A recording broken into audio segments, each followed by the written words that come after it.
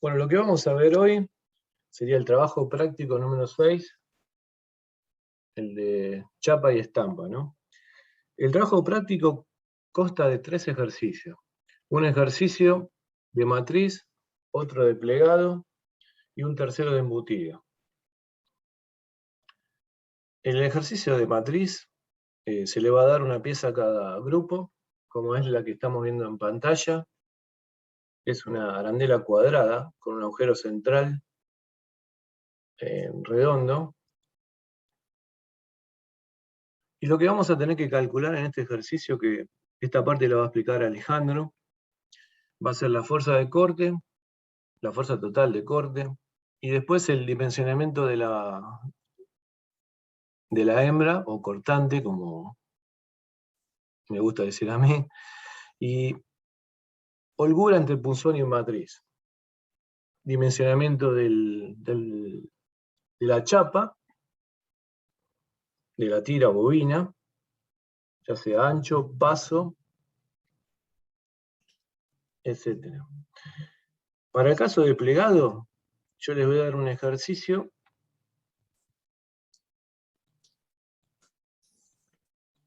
que va a ser un perfil C,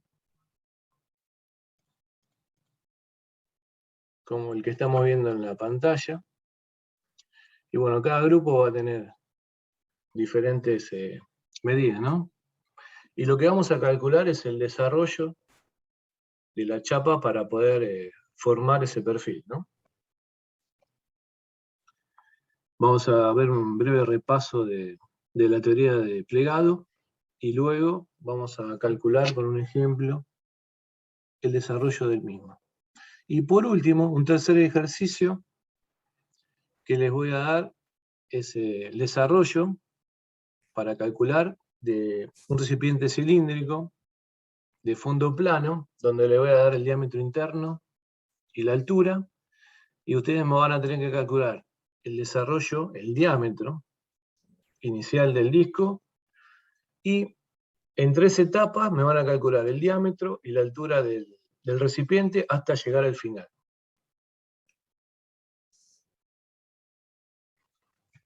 Bueno, vamos a empezar con el trabajo de plegado. Cada grupo va a tener la misma pieza. Lo único que se va a diferenciar es la altura del alma A, la ala mayor B y el C. Van a tener diferentes espesores y vamos a adoptar como radio interno el mismo espesor del material. Si es 2 el espesor, va a ser 2 el radio, y la ubicación de la fibra neutra va a estar en la mitad. Y es igual a 0,5E. Y todos los ángulos van a estar plegados a 90 grados. Vamos a hacer un breve repaso de lo que vimos el jueves pasado. Habíamos dicho que si yo pliego una chapa por arriba de la fibra neutra, voy a tener esfuerzos de compresión en esta zona, y por debajo de la misma voy a tener esfuerzos de tracción.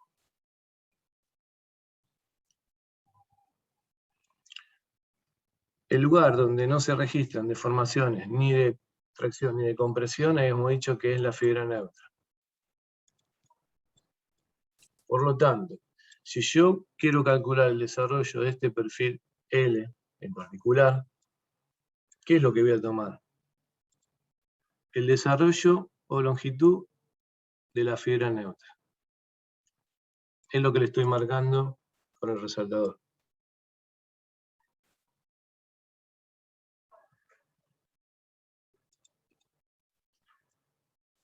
Si yo esta pieza la aplano, quedaría de esta manera. El largo total, que es lo que yo quiero calcular, para poder cortar la pieza y luego plegarla, va a ser la sumatoria de A más B más la cuerda C. Esta cuerda. ¿Cómo lo calculo? De la siguiente manera. Esto está todo explicado en el trabajo práctico, parte por parte, que yo ya se los adjunté en el Gmail. Dijimos que la fibra neutra la ubico en la mitad del espesor y para calcular la distancia, esta por ejemplo, siempre me van a dar la cota exterior de la pieza. Tomo A, que sería la distancia exterior, menos un espesor menos el radio. La medida externa menos el espesor menos el radio. Eso va a estar sumado a la cota B, que es esta, menos el espesor menos el radio. Sumado, ahora viene el tema, el cálculo de la cuerda esta, que le estoy marcando acá. ¿Cómo lo calculo? Si yo sé que el perímetro de un círculo es pi por diámetro, que es igual a 2pi por radio,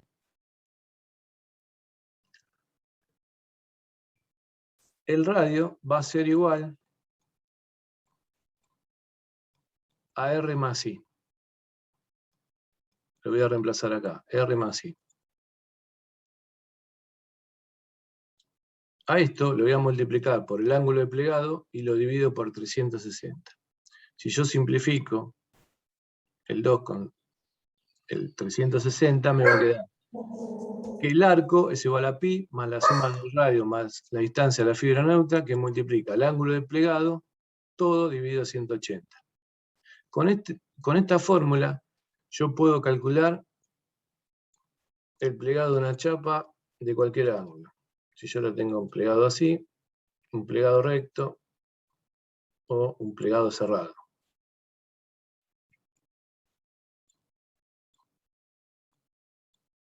Siempre tengo que saber el ángulo. Vamos, por ejemplo, si yo tengo que plegar a 90 grados, mi fórmula va a ser del cálculo del arco. Pi más el radio más la distancia de la fibra neutra por 90 grados dividido 180. Simplificado da pi por R más I dividido 2. En el caso, si yo necesito plegar a 45 grados, en lugar de 90 reemplazo 45. Y en este caso sería pi que multiplica a R más I dividido 4. Si yo necesito plegar a 60 grados, reemplazo el valor de alfa por 60 y ya tengo el valor.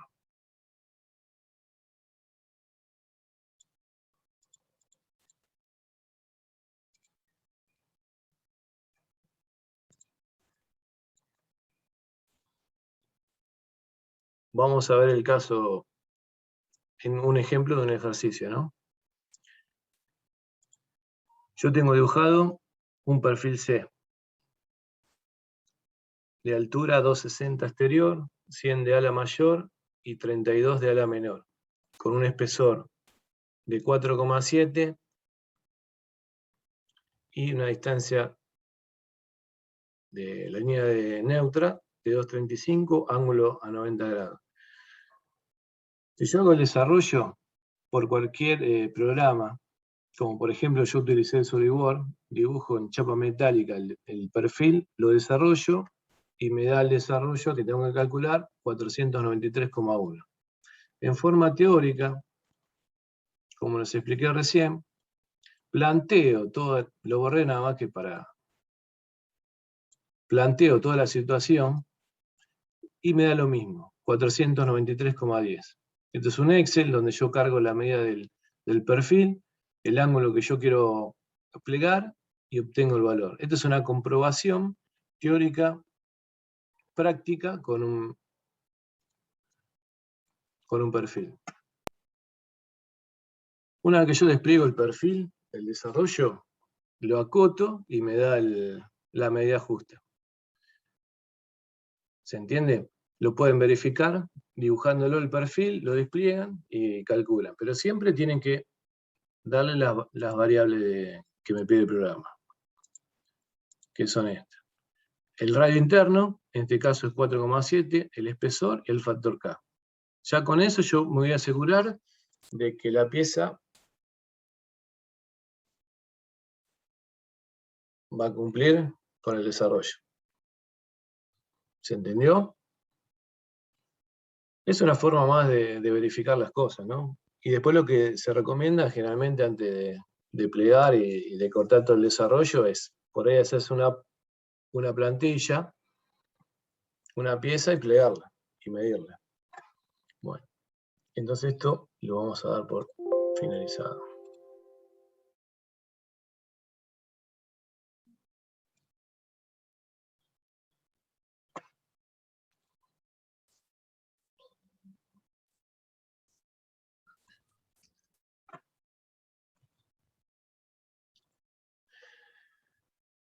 Bueno, el ejercicio de plegado ya lo vimos. Es calcular nada más que el desarrollo en función de los datos del perfil C. Ahora vamos a ir a la parte de embutido.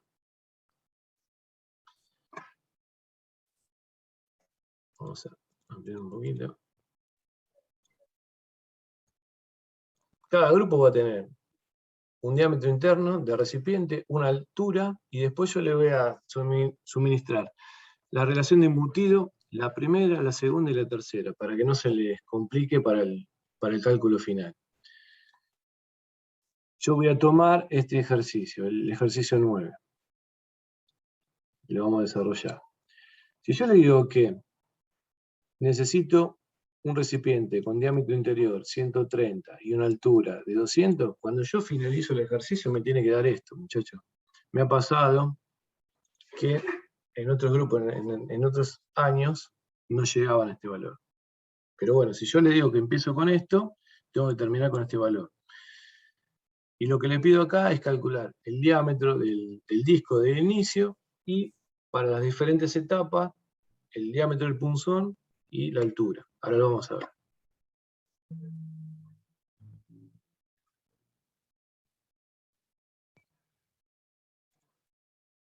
¿Cómo calculo el desarrollo del disco?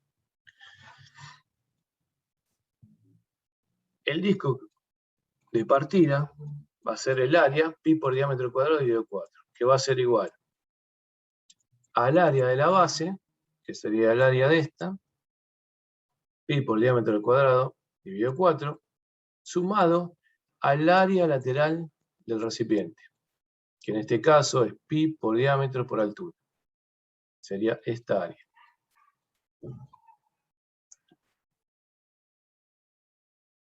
Igualo, multiplico por 4, ambos miembros, simplifico, acá multiplico por 4, saco pi, y me queda que el desarrollo del disco al cuadrado es igual al diámetro interno al cuadrado más 4d por h. De espejo, y esta es la fórmula para calcular el desarrollo del disco, pero para este caso particular. Si es otra configuración, tendré que hacer lo mismo, ¿no? Ir calculando las áreas.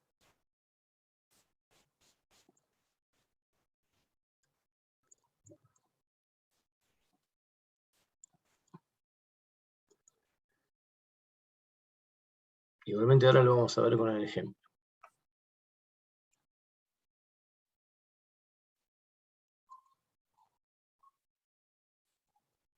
Es decir, el diámetro va a ser igual a la raíz cuadrada del diámetro interno más 4 de h. Si yo despejo h, calculo la altura del recipiente en ese diámetro.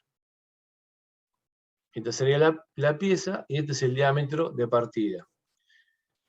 En la primera relación de embutido, yo voy a bajar el diámetro va a disminuir y va a aumentar en la altura.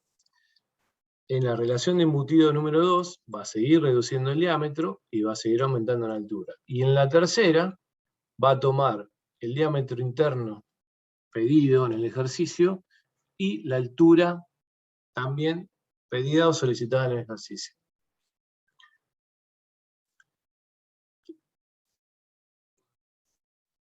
La relación de embutido es igual al diámetro interno dividido el diámetro externo o el del disco, el mayor. Entonces, para cada etapa voy a calcular el diámetro interno y la altura. Despejo y queda D1 es igual a la relación de embutido por el diámetro del disco. Una vez que calculo el diámetro del disco, lo reemplazo en la fórmula de altura y calculo la altura del recipiente. Eso va a ser la primera etapa. Para la segunda etapa, el diámetro interno 2 va a ser igual a M1, que es la relación embutido, que es 0,79, que está en el práctico, que multiplica el D1, que yo calculé acá, y voy a calcular este diámetro 2. Voy a reducir el diámetro del recipiente y voy a aumentar en altura. Y la altura 2 va a ser, en este caso voy a tener que tomar siempre el diámetro inicial del disco, D, que restado a D2 al cuadrado, todo dividido 4 de sub 2. Y así sucesivamente con todas las etapas. En este caso, con 3 etapas yo llego al diámetro interno y a la altura del recipiente. Acá vemos el ejercicio. Diámetro interno 130, altura 200.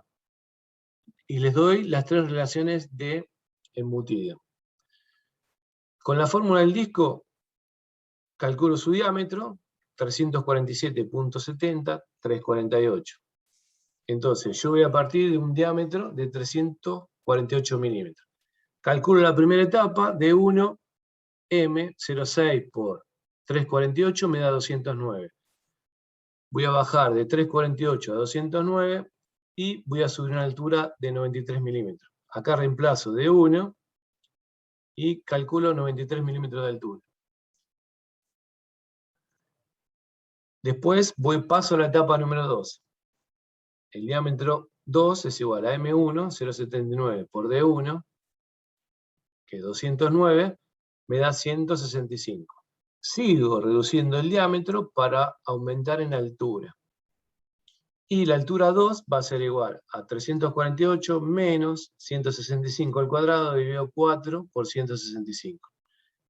Y acá voy a ir a 142.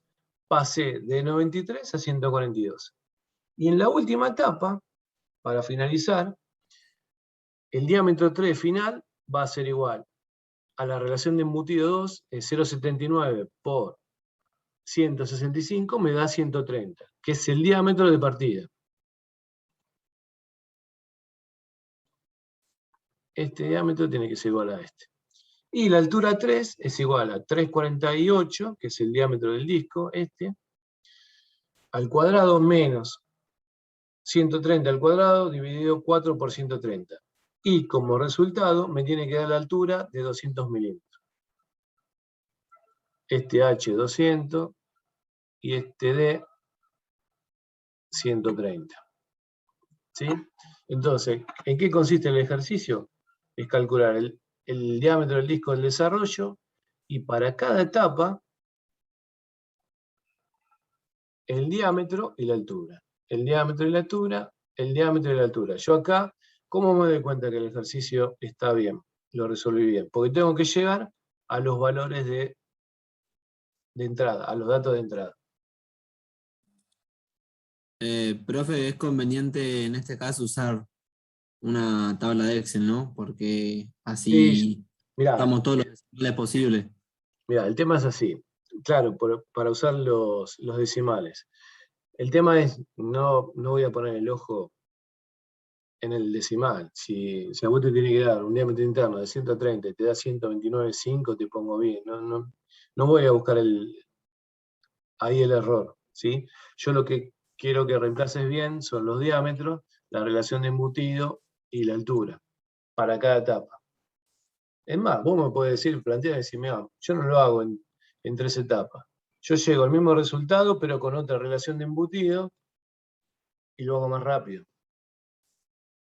Pero siempre tenés que llegar al mismo valor de partida, ¿no? Lo puedo hacer en 2 etapas, lo puedo hacer en 3 o lo puedo hacer en 4. Voy a tener más herramental o menos herramental. Si lo hago menos etapas, puede ser que la pieza no me salga en medida, o no sé, que se me fisure en un cambio brusco de sección. Pero sí, yo tengo hecho todos los ejercicios con una tabla Excel. Todo. Del primero, por ahí tengo 20 modelos diferentes. Lo mismo para el perfil C. Y lo mismo para matriz. Yo cargo los valores y por último me dan todos los resultados. Bueno, listo. Entonces, en Te ese conviene, caso, sí, te conviene, porque el tema es decir, son 3 valores y es una fórmula que es la raíz cuadrada de la sí, de los suma de. campos. ¿Sí? Igual presentamos la fórmula, ponemos los datos de cada fórmula y después la tabla Excel. Así Está. no quedan en el aire. También, y si querés me podés graficar así las diferentes etapas y me decís, bueno, de 209 bajé a 165 y por último bajé a 130. Y de 348 pasé a una altura de 93, luego subió la altura a 142 y por último la altura final de 200. Podés hacer las 3 etapas.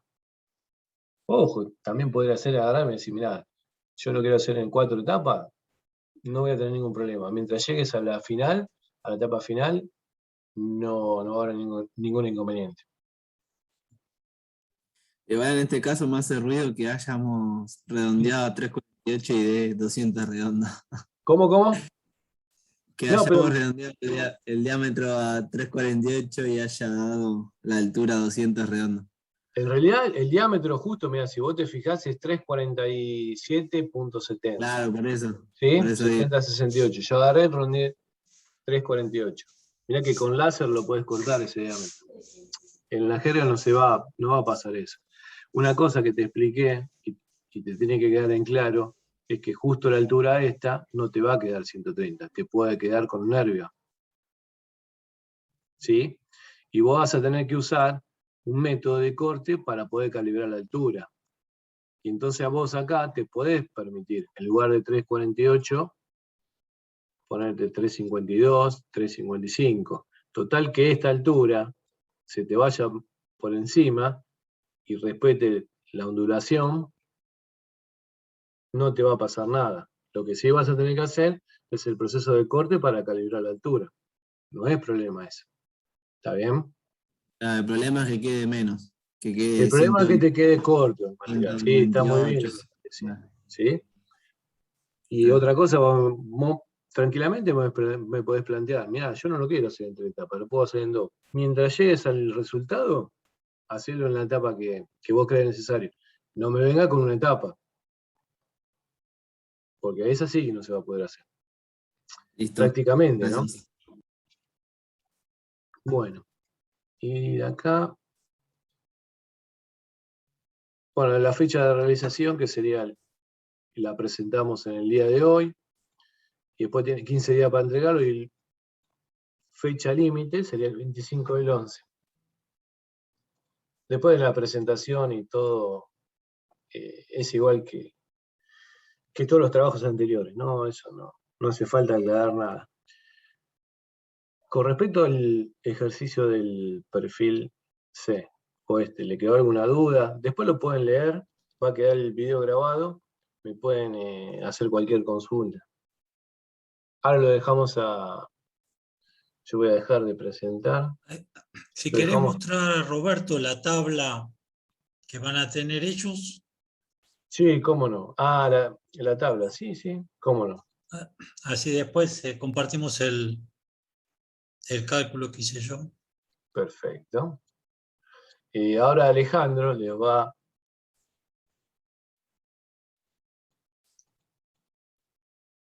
explicar la parte de matriz. Esta tabla, ¿no, Alejandro? Claro. Si la puedes ampliar un poquito. Sí, cómo no. Todo lo que sea necesario, ¿no? Ahí, y si querés después para ver las cotas, pero es muy sencillo. No, estamos bien ahí.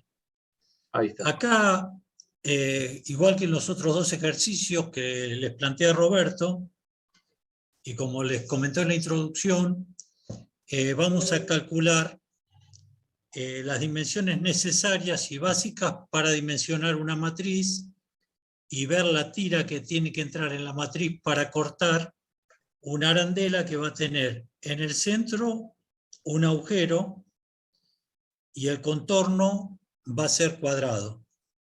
El ejercicio que yo les voy a mostrar va a ser esta arandela con el agujero de diámetro 16 y los lados del cuadrado van a ser de 40 milímetros, 42 milímetros. El espesor del que yo les voy a poner como ejemplo, en este caso es un octavo, 3,17 milímetros. Normalmente esta chapa viene laminada en caliente. Las otras chapas vienen doble decapadas, pero esto es una chapa que viene laminada en caliente. Y vamos a tener una constante de esfuerzo de corte de 40 kilogramos por milímetro cuadrado. O sea, ustedes van a tener estos datos y ahora les voy a ir planteando toda la información que tienen que generar en el TP. A ver ahí si se ve, Roberto. Sí, perfecto.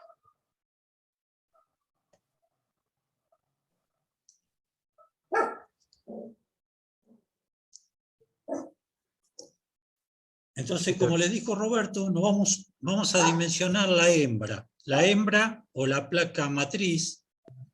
¿Y por qué seleccionamos esta pieza de la matriz? Porque sería el corazón en el dimensionamiento del herramental. La placa matriz, como hablamos la semana pasada, está montada en la parte inferior del herramental, fija en la máquina, y tiene las cavidades por donde van a entrar los punzones para troquelar. Después vamos a ver las dimensiones de la tira y la luz de corte que tenemos que tener en cuenta entre punzón y matriz. ¿Por qué les digo que la pieza donde empezamos a dimensionar la matriz? Porque yo en su parte inferior voy a tener que fijar una base, una placa, donde van a tener que ir las columnas.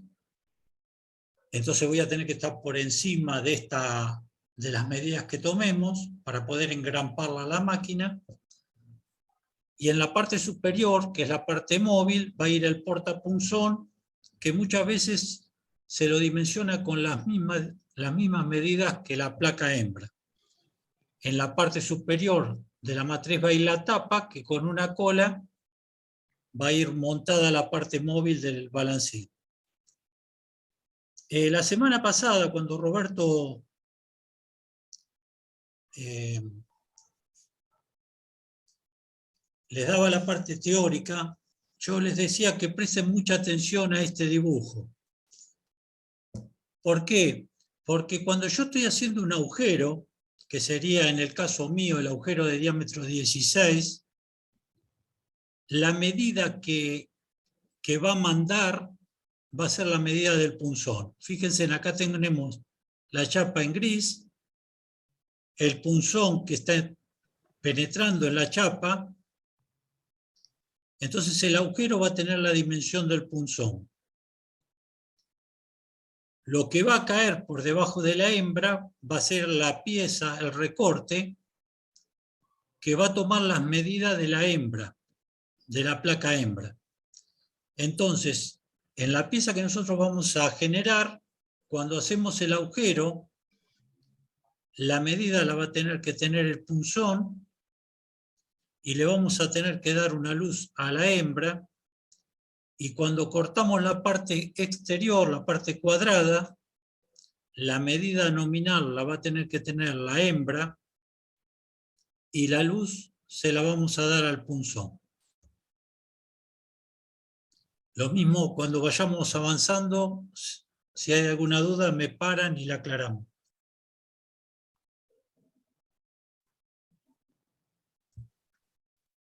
Entonces nosotros estamos en el ejemplo que vamos a tomar nosotros, matrizando una chapa de 1/8.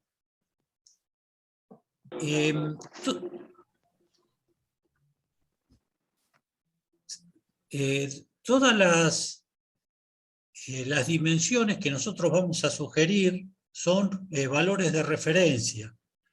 No quiere decir que sean exactamente los que ustedes necesiten usar, pero por lo menos les va a dar una orientación para dimensionar la matriz.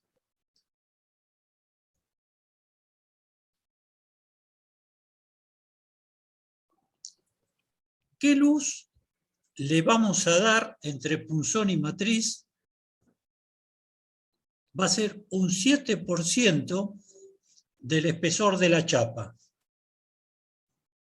Entonces yo le digo, cuando estoy haciendo el agujero de 16, la medida nominal la va a tener el punzón 16, y yo le voy a dar un 7% más al agujero del espesor de la chapa que yo esté matrizando. En este caso, que es 3,17, hago el 7% y le doy de luz a la hembra.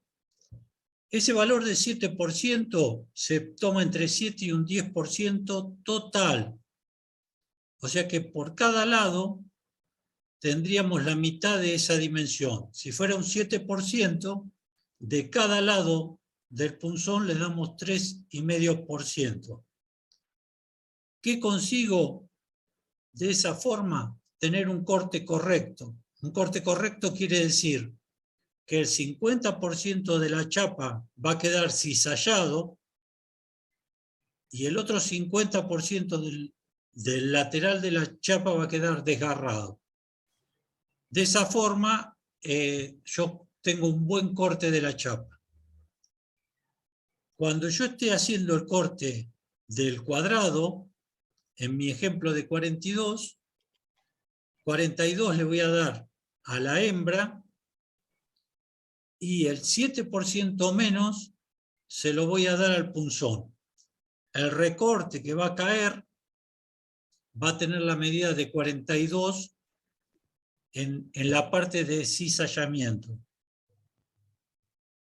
Si yo llegara a tener estos punzones desplazados, por ejemplo, si yo no tengo el 3,5% por lado, sino que lo tengo desplazado hacia un lado, de un lado me va a cizallar y del otro lado me va a desgarrar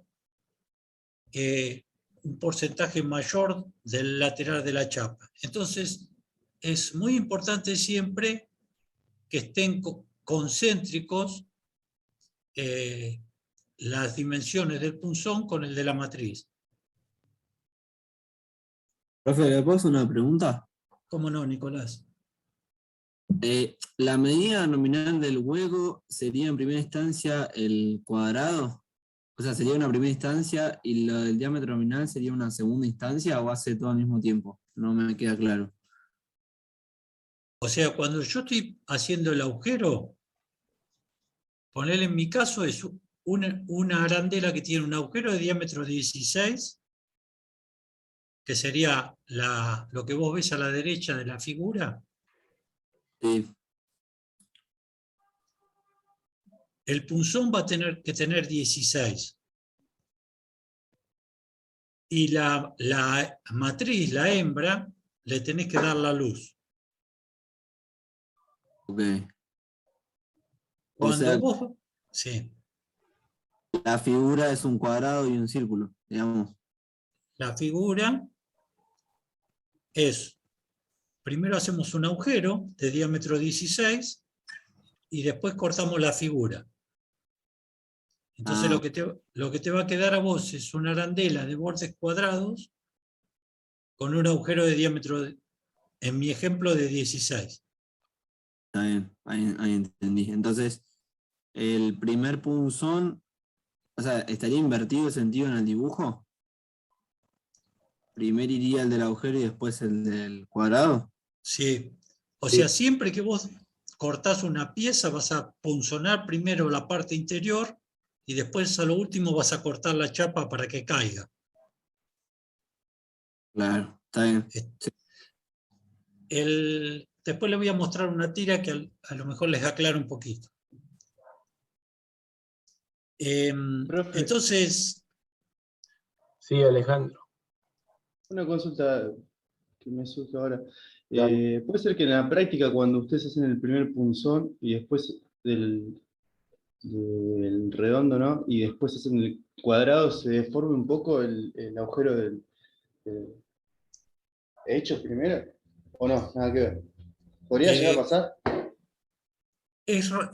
casi no se deforma en el corte. O sea, eso se produce, Alejandro, más cuando vos haces embutidos. Ok. Cuando vos tenés que hacerle una forma y hay estiramientos laterales, Ahí sí. se deforma. Pero en el caso del matrizado, prácticamente el agujero interior no hay estiramientos, no hay deformación. Un detalle que tenemos que tener en cuenta es que siempre que elaboramos piezas de chapa, trabajamos con un ajuste y unas tolerancias H11. O sea, no le pidas, cuando vos estás proyectando una pieza de chapa, medidas en centésimas. Tenés que trabajar en décimas. Como nosotros vimos recién el corte, fíjense, tenemos acá, este es el punzón, va a tener 16 y después va a desgarrar. Entonces, no pidamos tolerancia dentro de las centésimas en las chapas matrizadas. ¿Está? No pidamos un H7, un G6. Para las chapas matrizadas tienen que trabajar con tolerancias H11. Listo, gracias, profesor. Ahí, Claudio, el tema de la luz te quedó, Nicolás, ¿te quedó claro qué medida va a tener el corte exterior? Sí, lo que no entendía era, digamos, la primera posición en ese dibujo estaría interpretando el círculo del medio y después corta el cuadrado. Sí, Perfecto. va de derecha a izquierda la tira, el ingreso. Bueno, bueno, está bien. Ahora O sí. sea, primero Ahora sí, cortas claro. el agujero. Claro, está bien. Y No, después, yo de izquierda a derecha, por eso no entendía por qué estaba cortando No. el cuadrado y después hacía. Está bien, listo, bien me va quedó claro. va de derecha a izquierda. Y otra cosa, perdón Alejandro, No, por favor. es por la mínima distancia o cota que hay entre el diámetro nominal y el huelgo, es por eso que se usan portamatrices con columna, para asegurar la concentricidad entre el punzón y la matriz. ¿Se entiende eso? O sea, nos estamos refiriendo a que haya el 3,5% por lado. Si yo estoy cortando una chapa de 1 milímetro, estoy teniendo una luz de 7 centésimas en total, 3 centésimas por lado. Entonces, si no tienen un muy buen guiado entre la parte de los punzones y la matriz, no van a poder Garantizar, tener en forma pareja esas 3 centésimas. Y muchas matrices se trabajan en chapa de inoxidable de 3 décimas, o sea que estamos trabajando con tolerancias totales de 2 centésimas. Así que es muy importante, como les comentaba Roberto recién, el perfecto guiado entre los punzones que van a entrar a la matriz, a la hembra. Profe, explico Sí. eso, el punzón de menos 7%, eso lo estuve leyendo hoy, pero no entendí muy bien. ¿Qué es lo que se le da menos 7%? ¿Al punzón o al...? No A ver entendí. si, fíjate acá, Nicolás. Esta es la chapa, es la chapa gris, la que estoy cortando. Cuando el punzón entra, si yo quiero hacer un agujero de 16, el punzón tiene que tener 16. A la hembra le tengo que dar un 7% más de luz para que yo tenga un buen corte lateral en la chapa. Sí. Cuando yo quiero sacar la pieza, que sería en el caso nuestro el cuadrado De 42. de 42, la hembra va a tener 42 y al punzón le voy a dar en menos ese 7%. Por ahí, Cuando- perdóname, Alejandro, que me meta. No, por favor, Adelante. 7% del espesor, ¿eh? de la chapa. Sí, pero no entendía por qué el menos. Y eso que el menos 7% por el espesor me genera un corte limpio. Siempre te tiene que dar luz, por eso te dice menos. No te puede quedar más grande, si no, no entra. O sea, es menos cuando vos tenés la medida nominal en la matriz. Al punzón le vas a dar en menos. Cuando vos estás haciendo un agujero, la medida nominal se la das al punzón y a la matriz le vas a dar en más. No es siempre un menos. ¿Se entiende, Nicolás? Sí, eso lo entiendo. Ahora, el menos que yo le doy al punzón, ¿qué función cumple? Que haga un corte limpio Que haga un corte limpio. ¿A qué llamamos un buen corte? Que tengas el 50% del borde cizallado y un 50% desgarrado. Eso es un buen corte. Está bien, listo. Eso no entendía. ¿Por qué le damos menos? O al sea, punzón? si vos trabajás medida sobre medida, no va a entrar. Y te va a quedar todo cizallado. O sea, te va a quedar acá todo brillante. Y no es un buen corte, se te van a empezar a mollar los filos. Si vos le das más del 7%, te va a quedar todo desgarrado. Te va a quedar todo roto el borde de la chapa. Entonces, un buen corte llamamos cuando hay un 50% cizallado y un 50% desgarrado. ¿Cuándo se consigue ese? Cuando tenemos una luz, como estamos hablando, del 7% del espesor de la chapa. Está bien, sí, entendí. Gracias. ¿Y sabés de dónde sale, Nicolás? De la experiencia. De ir cortando, se generaron tablas y se llegó a establecer que el 7%, entre el 7 y el 10%, queda así como lo explicó Alejandro. Y todo va a depender también de la resistencia del corte de material, ¿no? Qué tratamiento tenga, qué espesor. Bueno, espesor ya lo dijimos, pero también Y depende el de filo del punzón también. También, porque si vos lo tenés todo desafilado, no te va a cortar. Si tenés Va a por demás, desgarrar todo. claro. Si vos tenés por demás, va a haber interferencia y el punzón no va a pasar por el agujero de la matriz. Siempre va a ser de menos. ¿Cuánto? Un 7%. Entre un 7 y un 10. Si vos le vas a dar más del 10%, puede decir que todo va a producirse desgarro. Para tener un corte aceptable de un 50%, un 50 en 50, vas a estar en un rango de entre un 7 y un 10%. En algunos casos, el área lateral que estamos tanto hablando ahora, no importa, como por ejemplo, si es un refuerzo, una cartela de una estructura, que ese corte sea así, que en lugar de un 50-50 esté un 70-30, no le va a afectar en nada.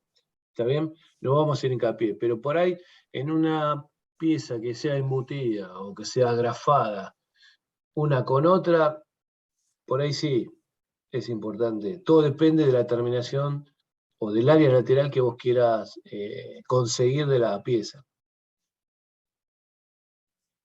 Sí, Alejandro. Ahí entendí, gracias, profe. No, de nada.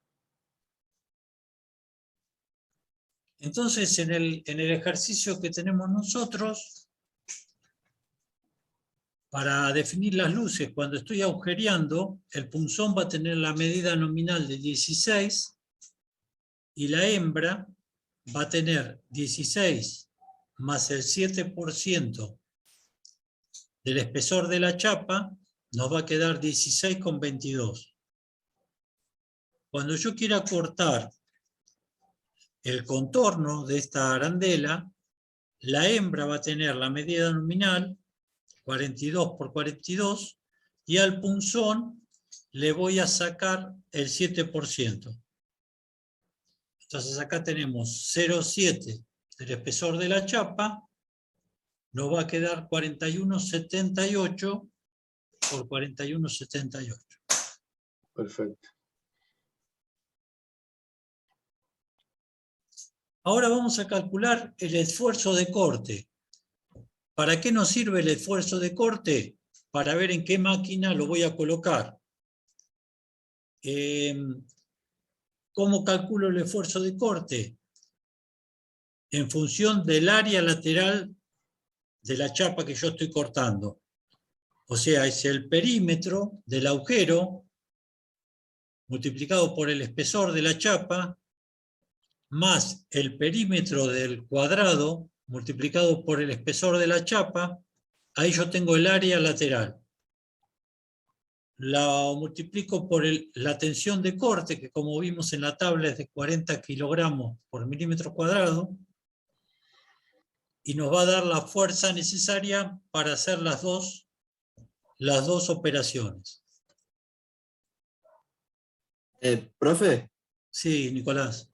la fuerza de corte, ¿no podríamos hacer la del perímetro del cuadrado y ya, o sea, como es más grande el perímetro, ya sabemos que corta la del círculo?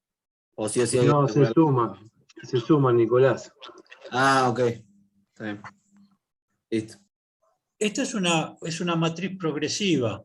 Yo no sé si ustedes pueden verme. ¿Se llega a ver, Roberto, esta tira? Sí, se ve. Sí, Esta es una tira. No se ve la tira, ¿eh? A ver si puedo. Sí, profe, está en el video. Está mostrando en el video. Claro, lo que pasa es que vos la tenés apagada, Roberto. Fíjate, esto es un pasallave. Es una tira donde cortamos los dos agujeritos donde atornillo al frente de la puerta y en el medio donde pasa la llave. Entonces, en la primera operación yo corto los agujeros. Hay una segunda operación donde hay unos buscadores que me mantienen la distancia entre las dos piezas, y en la tercera operación yo corto el contorno del pasallave. En el caso nuestro, en la primera operación vamos a hacer un agujero de diámetro 16 y en la segunda operación vamos a cortar el cuadrado de 42 milímetros, pero en un mismo golpe. O sea, cada vez que el balancín baja, va a estar cayendo una pieza completa. ¿Se entiende, Nicolás? Sí, se entiende. Ahí queda bastante claro con los ejemplos. ¿Por qué calculamos la suma de los dos esfuerzos? O sea, en una primera operación estoy haciendo la fuerza del agujero, en una segunda operación estoy cortando el contorno, pero en el mismo momento que baja el balancín.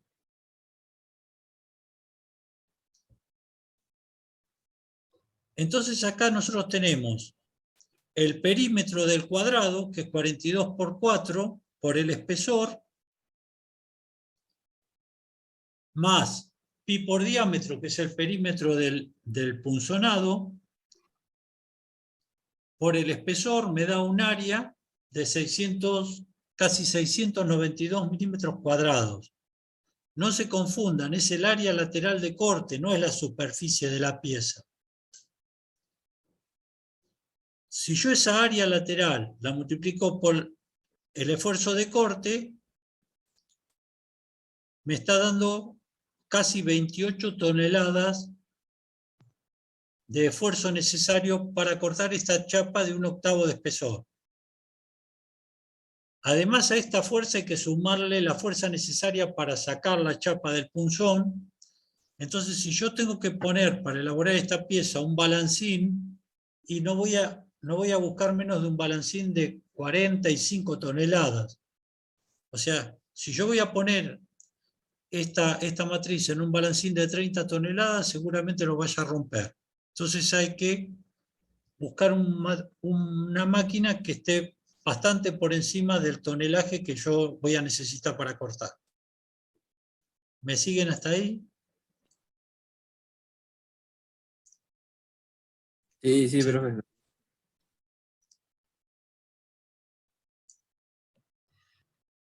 Ahora vamos a la parte un poquito más compleja del tema, que es cómo dimensiono la hembra.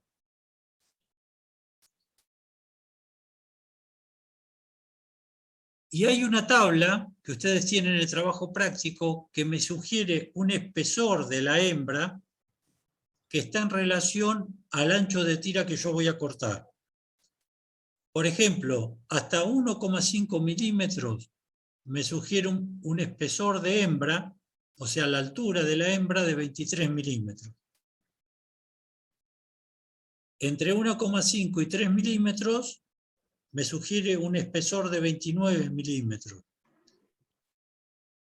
En el caso del ejemplo que yo estoy haciendo, que es 3,17, que la estaría en la tercera fila, me sugiere un espesor de la hembra de 35 milímetros.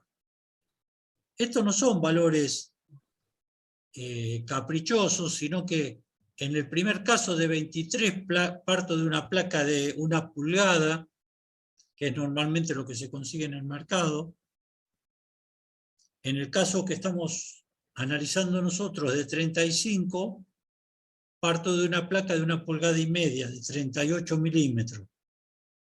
A esa placa que yo la compro en bruto hay que cepillarla, se agujerea, se manda a templar y después se rectifica.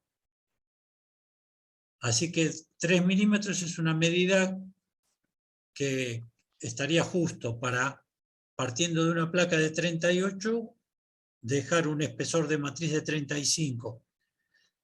Si en vez de ser 35 fuera 32, también va bien, o sea, son valores orientativos.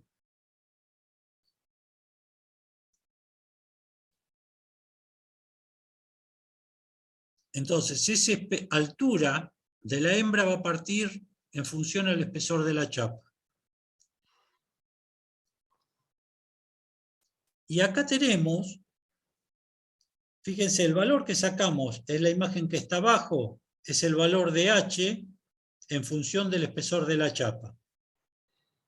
Ahora, según como sea la figura que yo vaya a cortar, me va a dar referencias de qué distancias mínimas tengo que dar desde la figura que estoy cortando a los bordes de la hembra.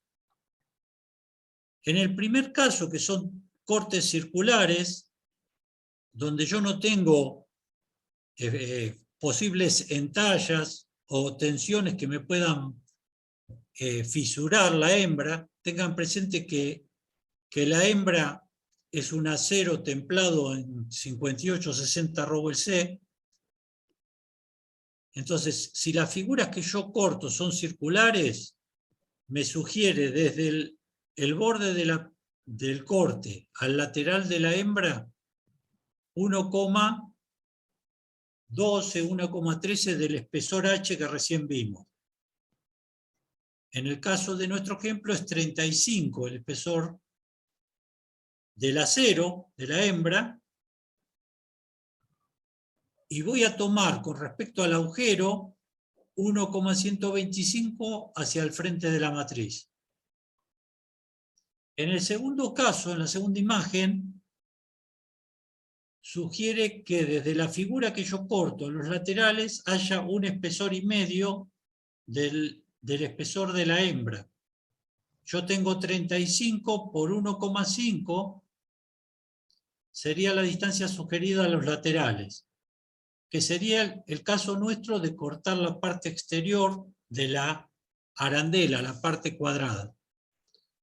Y si yo estaría cortando una figura donde las aristas están alineadas o perpendiculares, donde está la mayor posibilidad de fisuras, me aconseja darle 2 espesores de la hembra. O sea, yo tengo 35 en la hembra, en este caso que es el más crítico, me aconseja darle 70 para cada lado. ¿Me siguen hasta ahí?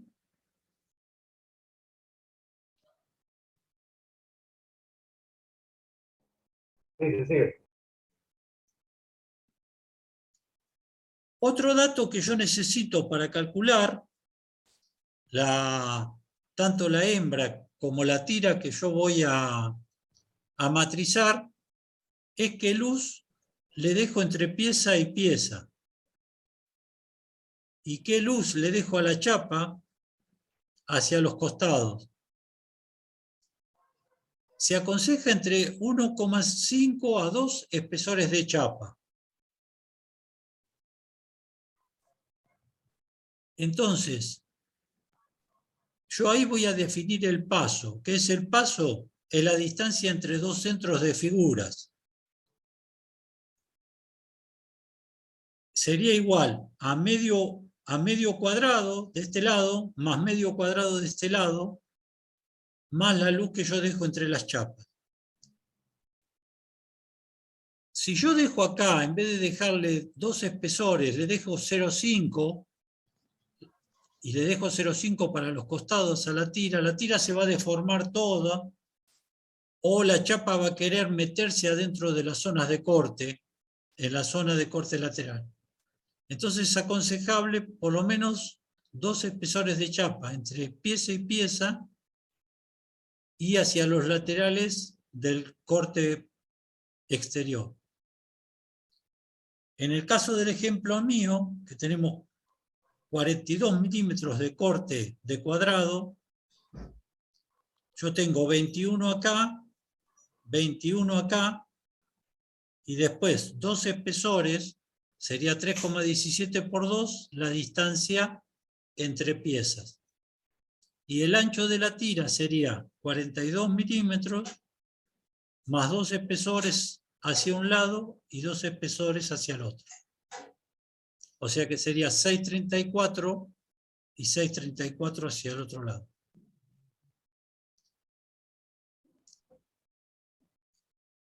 Entonces tenemos 42 milímetros del largo de la pieza más los 2 espesores, sería el paso, y el ancho de tira 42 más los 2 espesores hacia un costado y los 2 espesores hacia el otro costado del ancho de tira.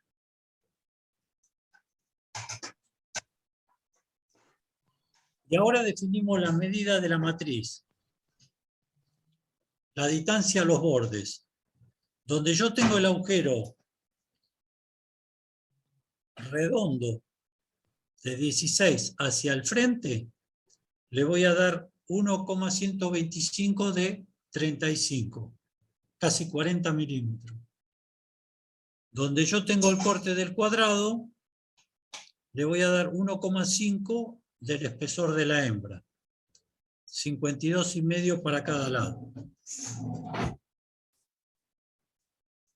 Entonces, en el práctico, cuando ustedes le piden el dimensionamiento de la matriz de la placa hembra, nosotros tenemos el agujero de 16, hacia el frente le dejamos 1,125 del espesor, entre el agujero y el centro del cuadrado le vamos a dejar un paso, que sería 42 milímetros, más 2 veces el espesor de la chapa, y hacia la parte de salida de la hembra le vamos a dejar el 1,5 por el espesor de la chapa, y a cada lado del cuadrado también le vamos a dejar 1,5 por el espesor de la placa. De esta forma nosotros definimos la pieza más importante de la matriz, que sería la hembra, y a partir de ahí seguimos dimensionando todo el herramental. Acá si definimos el largo, tenemos hacia el frente el 39,5, los 8 milímetros de radio, el paso, medio cuadrado, y los 52,5 que sugiere hacia los costados del cuadrado. Profe, nuestra matriz tendría que quedar así, ¿no? Como Sí. la ven. Primero el círculo y después el cuadrado. Claro, la tira va a avanzar de derecha a izquierda. Primero te va a hacer el punzonado, luego la tira va a avanzar un paso, te va a hacer el agujero interior, te va a quedar en el centro del cuadrado y se va a cortar el contorno y va a caer la pieza. Claro. Está bien, sí, no estaba pensando. ¿Por qué el sentido es de derecha a izquierda y no de izquierda a derecha? Por lo general, disculpa Alejandro, No, dale. las personas son derechas, ¿sí? Se puede dar el caso de que podés ingresar de izquierda a derecha, ¿sí? Pero normalmente los operadores son diestros, entonces van empujando la tira de derecha a izquierda. Claro, yo soy zurdo, por eso lo pensaba. Por Pero eso, bueno, en el caso tuyo, si vos vas a operar el balancín, te vas a hacer la matriz que ingrese de izquierda a derecha. Vas a hacer la forma simétrica de lo que está presentando ahora Alejandro. Pero si vos tenés un operario que es derecho, te va a convenir hacerlo así. ¿Por qué? Porque va a tardar más. hay muchos zurdos que por necesidad se hacen para trabajar derechos, ¿no? Pero te vas a tener que acostumbrar si tenés que encontrarte con una experiencia de esa. Sí, otra no queda. Después muchas veces se colocan en la matriz del frente hacia atrás. No es lo más cómodo, pero ¿por qué se pone cruzado? Porque vas avanzando con la tira y después te ayudás. Poner en el caso que yo les mostraba. Yo voy avanzando con la tira así, voy empujando la tira y después con la otra mano la voy acompañando para salir. O sea, es cómodo trabajarla con la matriz cruzada, ¿no? Y después hay detalles que acá no llegamos porque no podemos profundizar. ¿Cómo consigo yo el paso entre la primera posición y la segunda posición? Se puede hacer con topes, se puede hacer con gatillos y se pueden hacer con cuchillas de paso, como es esta matriz, que te va refilando el ancho de la tira, permitiendo avanzar y te va posicionando los agujeros en los cortes consecutivos. Esta tira está haciendo tope en las reglas, acá hay unas reglas guías, está haciendo tope. Cuando baja me corta lateralmente la pieza y me la deja avanzar. Pero bueno, esos son detalles que si alguno nos quiere acompañar el año que viene en proceso, dibujamos la matriz con los detalles que corresponden, ¿no? Bueno, eso es lo que le quería comentar. Acá finalizaría el trabajo práctico, ¿no? Del tema de la matriz. Ya no hay más nada para presentar. ¿O tenés No. algo más? ¿No? No. El tema es el siguiente. En proceso de manufactura tenemos el trabajo práctico número 2. Déjalo, por favor. O si no pongo yo, no importa, no hay problema. No, está. Lo saqué.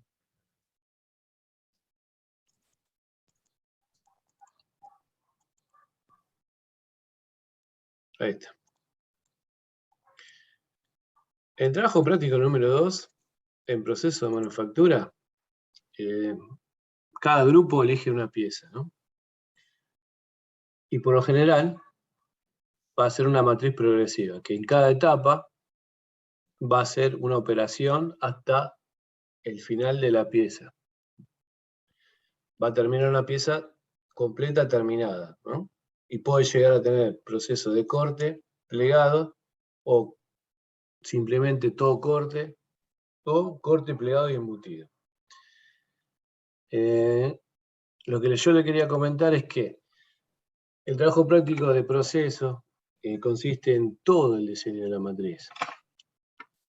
Desde el cálculo de la fuerza de corte, el dimensionamiento del cortante, como bien le explicó Alejandro, y con este dimensionamiento del largo y ancho de la matriz, yo voy a seleccionar o me voy a comprar un portamatriz de fundición o de placa de acero, todo depende de la pieza que yo voy a procesar. No solo eso, sino que voy a estudiar el montaje de las placas al portamatriz, voy a estudiar el anclaje del portamatriz al balancín. Voy a estudiar y voy a definir el anclaje de la tapa o de la parte superior de la matriz al balancín. Voy a elegir una cola de sujeción, quiero decir. Voy a elegir el avance de la tira, o voy a seleccionar un tipo de avance de tira, que puede ser de cuchilla o no. Después, la persona o los alumnos que quieran cursar van a ver diferentes posibilidades de avance de tira, de material por el interior de la matriz. Vamos a ver el montaje de las guías, los pernos o las espigas que se colocan en la matriz. Vamos a ver el tipo de extracción de tira de material con respecto al punzón, si me conviene hacerlo con resorte, con elastómero, con resorte de gas. Todo va a depender de la fuerza de corte. Vamos a ver el ángulo de salida del cortante o de la hembra, este ángulo de expulsión de material, la luz de corte, la vida, perdón. También vamos a ver el vuelco entre punzón y matriz. Vamos a ver qué tipo de bujes guía me conviene hacer, si poner buje de bronce, de acero templado, o voy a poner casquillo con bolas recirculantes. Voy a usar o no chapa sufridera. Voy a utilizar alimentador mecánico, alimentador neumático. Voy a partir de tira de chapa plana, voy a partir de tira de bobina. Todo depende de la producción, de la cantidad de piezas que yo voy a procesar en mi balancín. La tira o el recorte la voy a enrollar si es bobina, o puedo colocar al final un punzón de corte donde corte la tira en scrap y poder recoger todo en un capacho. Puedo dejar las tiras y usarla para otra cosa. Es decir, el trabajo práctico de la matriz es completa. Desde ya que no lo hacemos en 2 clases, nos lleva muchísimo más tiempo, se presentan todos los elementos, se presentan catálogos para seleccionar material, y luego se hace todo un ensamble en 3D y se entrega toda la lista de material con su respectivo cálculo. Es más, es así, ¿no, Alejandro? Que también seleccionan el tipo de máquina a utilizar, qué tipo de balancín, en función de la pieza.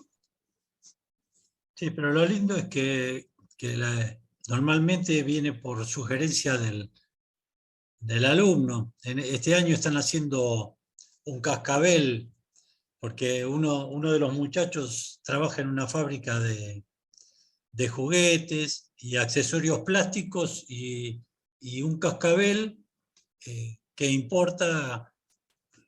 Por si se corta la importación, le gustaría hacerlo acá, así que está desarrollando las matrices para hacer ese cascabel. O sea, las inquietudes que uno puede tener, las trabajamos como si fuera una oficina técnica, buscando la solución más lógica. Así que es agradable porque todos los trabajos prácticos son un intercambio entre la necesidad o las inquietudes que van teniendo ustedes y la colaboración nuestra. Así que pasa a ser un intercambio de información bastante lindo. Y esa pieza de cascabel es una matriz progresiva de varios pasos que tiene punzonado y el plegado, el cierre de la parte posterior. Claro, lleva un plegado y un cierre. Digamos, ahí estamos viendo los tres procesos de formado de chapa. Y bueno, y acá lo que me planteaba Néstor, también Norberto y Claudio, era ver un poco porque no todos los alumnos eligen la parte de proceso, ¿no? Van a ir al estudio de la parte térmica, ¿no? Pero desde ya me pareció importante ver la parte del desarrollo de plegado, porque en el caso mío, que me gusta más y estoy más abocado a la parte de chapa, me ha tocado también hacer instalaciones de aire comprimido con cañería de aluminio, y me ha tocado hacer soportería en situ, en obra, con chapa, ¿no? Y esta manera, esta pequeña fórmula, nos facilita salir del paso a la construcción de cualquier soporte, ¿no? Eventual.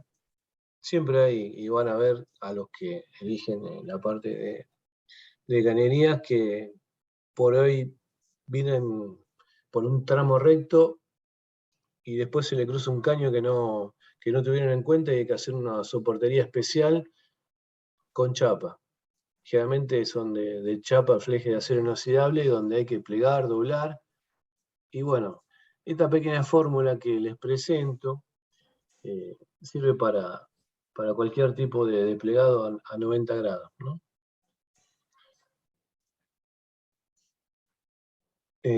No sé, ¿me quieren hacer alguna consulta, alguna duda que tengan con respecto al trabajo práctico? O cualquier otro tema, ¿no? Si quieren preguntar algo de procesos de manufactura también.